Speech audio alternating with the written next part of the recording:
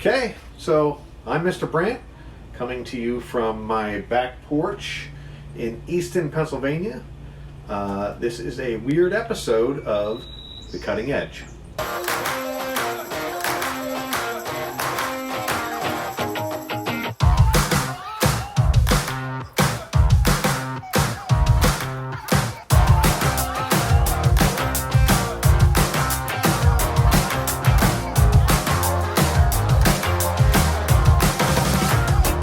Okay, so this is an at-home edition of The Cutting Edge.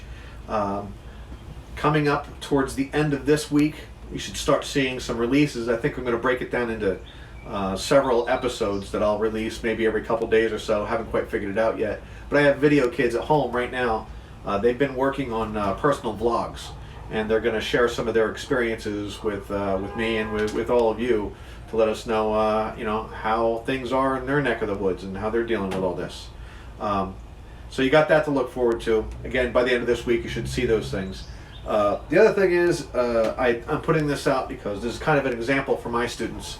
After they finish their vlogs, I think what I want to do is, we're kind of stuck at home. My wife and kids are inside right now. I think they're FaceTiming with some friends, and we're kind of living under these weird circumstances. So I'm going to task my students with producing an instructional video. I'd like kids to find something that you can do under these weird circumstances at home or just outside your home. I thought it might be kind of cool to have everybody produce an instructional video to kind of show us, something that you guys are doing. Produce something where you're showing us how to do something. And I thought that might be kind of cool for future episodes. Anyway, I'm standing here because I'm here on my back porch next to my smoker.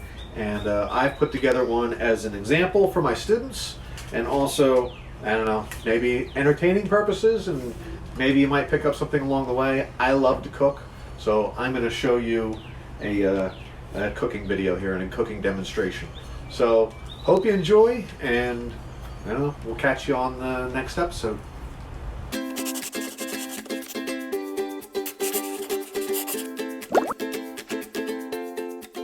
So in this culinary demo, I'm going to be making something that is definitely not vegan friendly. So if you're a vegan, you might want to fast forward past this part. Today, I'm making smoked cheddar pork sausages. I start with 8 pounds of whole pork butt roast and 2 pounds of bacon for fat and flavor. Everything is better with bacon. This batch calls for 2 pounds of cubed cheddar. The spice mixture is kosher salt, paprika, dry mustard, pepper, thyme, onion powder, garlic powder, Instacure No. 1, and powdered milk. I grind down all the meat, mix the spices with a cup of water so they distribute easier, stir into the meat along with the cheese. Then the batch gets refrigerated overnight.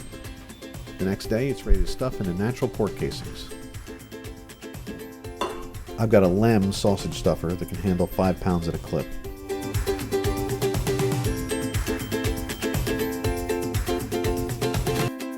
I crank out and fill the casings.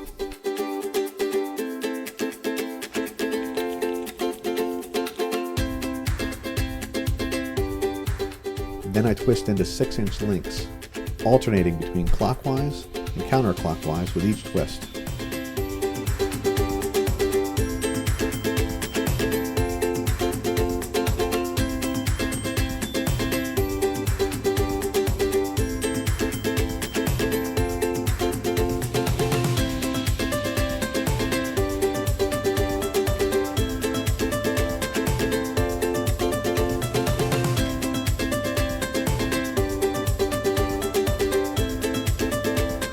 Use a sausage pricker that pokes little holes into the casings to allow any air trapped in the casings to escape.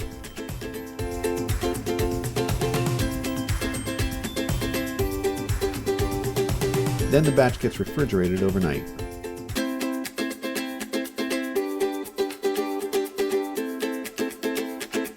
Hang the sausages in the smoker, and I set the temperature for about 100 degrees with no smoke. This is just to dry out the casings. After an hour, I throw wood chips into the hopper. For this batch, I'm using apple wood. And I crank up to about 155. I'll toss in another handful of wood chips 2 more times about an hour apart and increase the temperature to 170 after about 3 hours.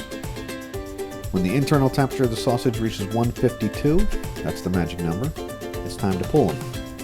This batch took about 6 hours.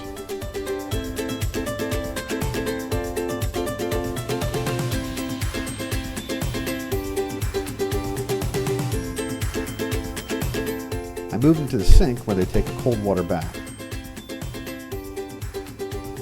The idea here is to quickly cool the links so they don't overcook on the inside. It also helps prevent the skin from shriveling out as they dry. Once they're cool, links get hung back up at room temperature for about 3 hours. This is called blooming, and that promotes an even, darker mahogany coloring, kind of just for looks. Now, they're ready to eat. They'll stay fresh for about 2 or 3 days in the refrigerator, or if you vacuum seal and freeze them, they'll last easily for 9 months or more. Personally, I've never put it to the test. This sausage never lasts 9 months in my house. So the nice thing about these sausages is they're ready to eat right out of the smoker. Personally, I like to chill them. You can just slice them up. A little mustard if you like mustard. Fantastic. A great appetizer. You can also just take the links and throw them on the grill, heat them up. Maybe a little pepper and onions. I know not everybody has a sausage stuffer or a meat grinder maybe, or a smoker at home. You don't need all that stuff. You can take the ingredients, you can half them, make a smaller batch. You can just take the meat right out of the refrigerator and turn it into patties, and then just make sausage patties that way. You don't have to smoke it. If you like the smoky flavor, another thing you can do is throw a couple drops of liquid smoke into it to get that smokiness. But you don't have to stuff them into casings.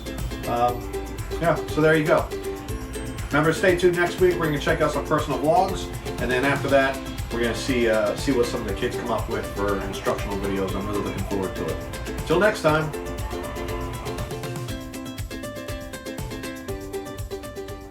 Hey, get your own.